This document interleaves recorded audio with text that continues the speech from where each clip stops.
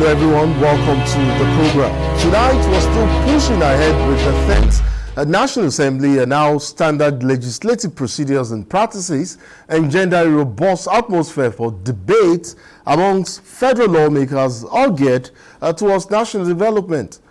But I'm sure you have noticed that over the last couple of days since we had several lawmakers as our guests, and we have queried their readiness for the task ahead and how they plan to provide quality and adequate representation to their constituents. Tonight, we will continue along that trail as we speak to yet another lawmaker, federal lawmaker, I should say. My name is Nnamdi Odipo. Welcome to The Mandate.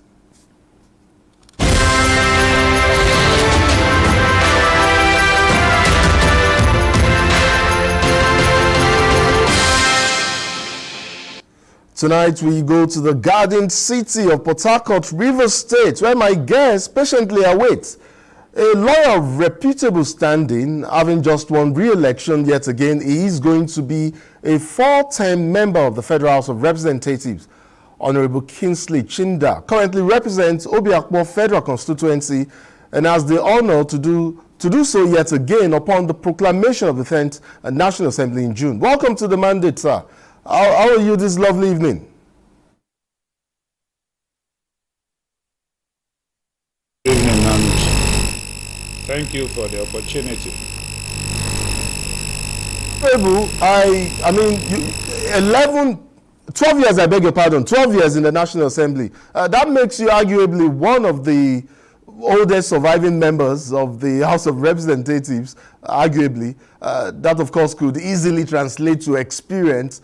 But in terms of representation for your constituents and Nigerians at large, can you do me a quick self-assessment of your role so far as a leader, a federal lawmaker and public servant for that matter, within the period under review, and that's about 12 years, and confirm to me if indeed you're satisfied with your service so far?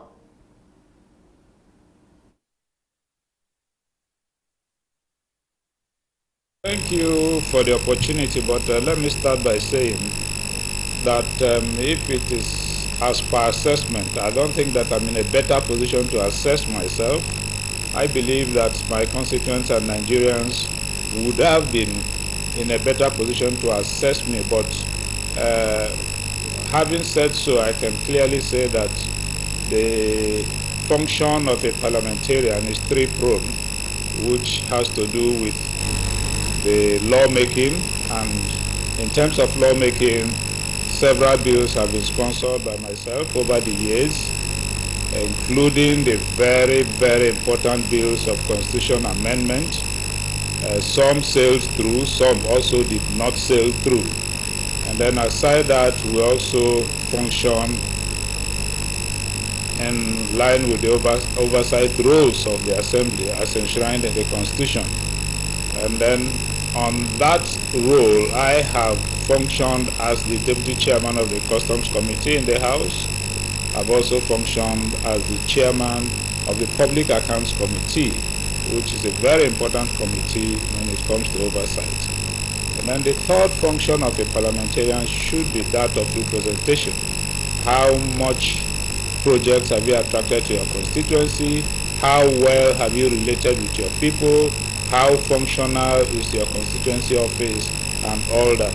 And I can also tell you that in that aspect, I am what Nigerians would call a grassroots politician. As we speak, I'm speaking for my community in my family house in Rumodikinkeleleon, and I have operated from here over the years. And having said so, I think that the rest is for my constituents and Nigerians to assess. Well, clearly, very clearly, it is clear that your constituents seem satisfied with your public service record. I mean, otherwise they would not have returned you back to the House of Representatives. So your re-election could very well be an affirmation of the confidence that they have or have reposed in you in terms of representation to have now sent you back for the fourth time, I should say. But tell me, you've talked about some of the things you've done so far, you know, the role of a legislator, federal legislator for that matter. But in terms of, tell me a bit about how you've gone about your work in realization of two popular maxims that you are associated with. One is creating a platform for fair and equal opportunities for all. You are known for two popular maxims. One is that you always talk about creating platforms for fair and equal opportunities for all. And yet again, you also talk about promoting activities to engender the rule of law. I wanted to know how much so in the last 12 years you have done some work in both of these areas.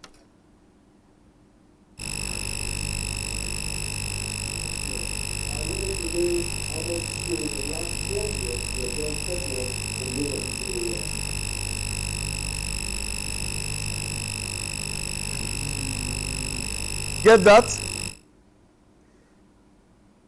We seem to be having an audio challenge here. But if you can hear me, can you just confirm that you can hear me, Honorable? Rule of law.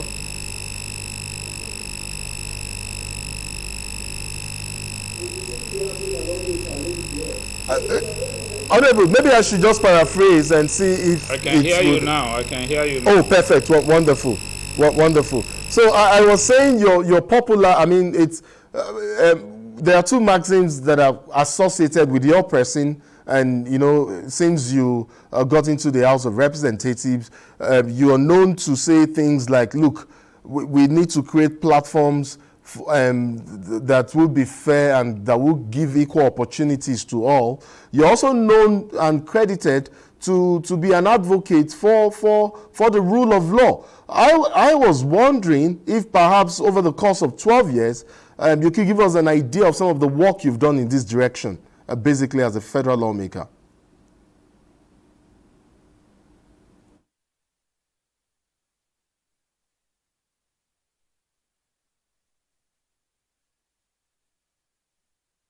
Well, thank you. Firstly, let me say that I have always believed that Chapter 2 of the Constitution should be made justiciable.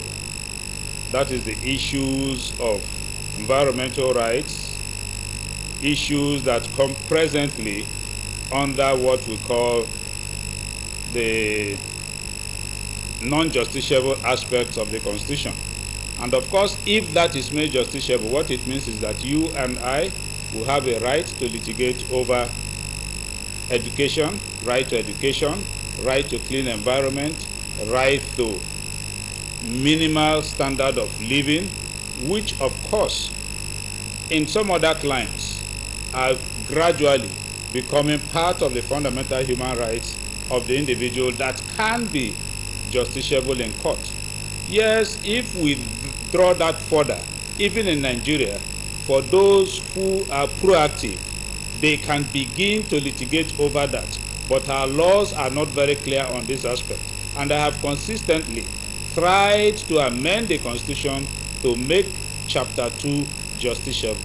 Now, aside that, if you also look at the aspect of this society, we talk about issues of corruption as one of the major problems of this country. I believe that for any change in the society, it must start in the parliament. And that's why if you talk about crucial both economic and political changes in society, they all started in parliament. The independence of Nigeria was gained not from the executive but on the floor of the parliament. If you talk about industrial revolution in other climes, it all started on the floor of the parliament. And so in Nigeria, it's not going to be different. I don't blame the executive alone. I believe that the parliament is still not doing enough in this country. And when we begin to do what we ought to do the way we ought to do it, I believe that Nigerians will begin to see that change. So I also feel that if it comes to issues that are major problems in society, the first step should be that the parliament must live up to its responsibility, like the issues of corruption, issues of security, and all that. We don't need to blame the executive alone. I think that the parliament can do much more. And on corruption, I remember that in the 9th Assembly, the present Assembly, the issue came up again whether we should make corruption capital punishment. When I started that bill, I started it in the 7th Assembly, it was shut down. The 8th Assembly, it didn't see the light of the day. 9th Assembly, it became even doubly difficult to bring up such bills. But I believe that we should be bold enough to take steps that will help in repairing our society. And these are the things that has to do with, if people look at it, that sometimes that one is extreme in his beliefs. Extreme because I think we are lost. It's my interest, while you were answering this question, and I mean, you've given me somewhat of an opening, to take you up on some issues. I mean, because you raised the issue of boldness. You are known, I mean, I have monitored, in fact, from the 7th Assembly, you became quite easily noticeable on the floor of the House because you don't mince your words. Of course, I know a bit about your background in University Students Unionism and the National Association of Nigerian Students. And, so when we saw what started playing out at the 7th National Assembly, we knew where you were coming from. But at some point, I wondered if politics perhaps watered down your passion for activism, or how that your activism background pioneered your contributions and participations in House debates, and pioneered your positions on issues of critical public importance.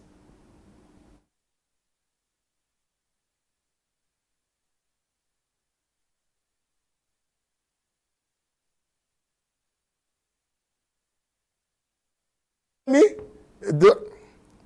Can you? I would say yes, somewhat. Politics water down my activism. I will not be ashamed to admit that. I say so because outside politics, life is not the same. When you are involved, you begin to see that some of the things that we think are easy to achieve are not that easy to achieve after all. But I am one person who believes that it is not enough to criticize. It is better to be involved if you truly want to change society. It's not enough to talk about the ills of the system from the outside. It is better to be an insider and begin to cause those changes from the inside. So generally, if you ask that, why have you not been that active? A lot of factors. I'm not involved. I've seen some of the realities. Besides that, age is also not on my side. You don't expect that the things that one did when he was 20, 21 years old, even at 50 to 60, that you will still be the same way. Your perception of life is bound to change. Honorable, talking about changing perspectives, and I remember the bill you sponsored in 2015, the National Conference and Referendum Bill. Of course, the ultimate idea was to have Nigerians participate in the process of approving a new constitution for the country. Well, we know how that ended, but I have noticed over time, you talked about the constitutional alteration bills that you've sponsored over time. You seem driven to have these changes made. Has your position changed on the matter, the core matter that you raised in the National Conference and Referendum Bill since in 2015, and especially as we look ahead to the 10th Assembly, and hopefully, or rather we hope for further constitutional alterations in key areas?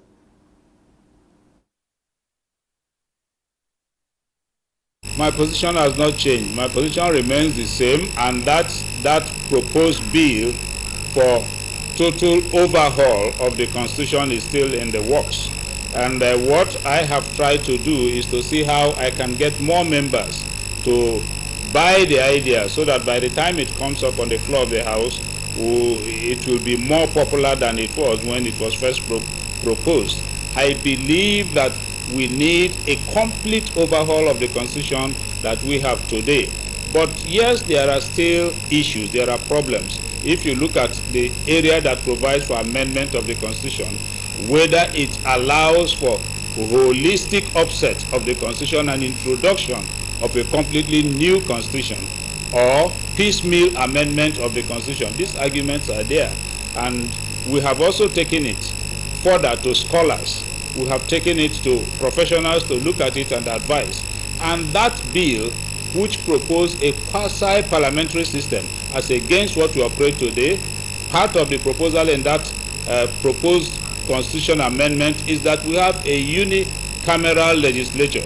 And you know that that will not be popular in a bicameral system, because the implication is that one house has to be shut down to give way for only one house. And some of the reasoning for this is that the system we operate, the parliamentary system we operate today, yes, copied from other climes, but it is very expensive for our country. And we're talking about economic issues, whilst the cost of administration it's unbearable.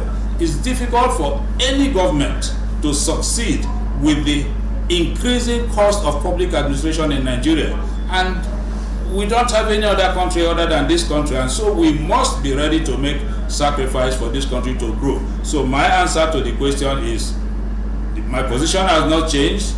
I'm only trying to see how we can get more persons to buy this position and make it easier to fly. You know, there's something else I do also recall, and it's your work on the Electoral Offences Commission and the Electoral Offences Tribunal, which of course was just a part of the four bills, or which were later or subsequently consolidated into one on the subject matter. But of course, it speaks directly to your position on pursuing further electoral amendment. Now, looking at the 2023 general elections in retrospect, and some of what I've since played out, how seriously do you think the 10th House of Representatives, or indeed the 10th National Assembly, should pursue this objective? And how expansive should electoral reforms be in order to safeguard our elections and deepen democratic processes?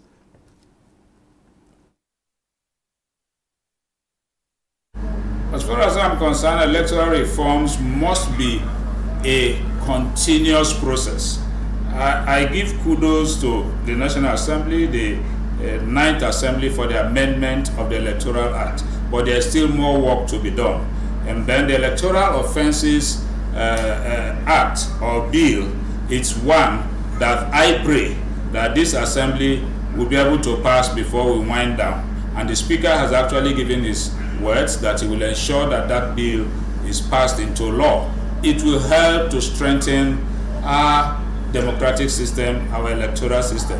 And I believe that the 10th Assembly should improve on the amendment to the Electoral Act by drawing from experiences in the field, the issues of upload of results, the issues of beavers and all that, and then also move further to even electronic voting. We can achieve it, and the progress is gradual, but I believe that we are on track.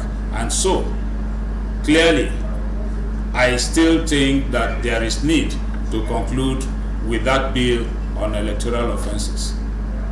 Great. What's your position on perhaps electronic voting as well? If we're talking about expansively reforming the electoral process.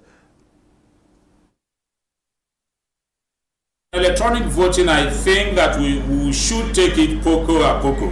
We will take it step by step, but that should be our target, that should be our vision, that should be our mission.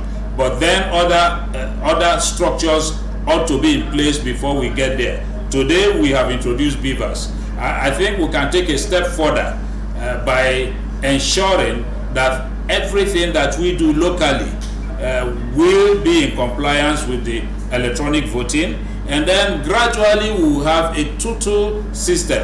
Although even in advanced countries you have both manual and electronic system, and I think that mixture will be good. The other thorny area is whether our brothers in diaspora should be allowed to vote. And all these things, I think that we should set those things as target.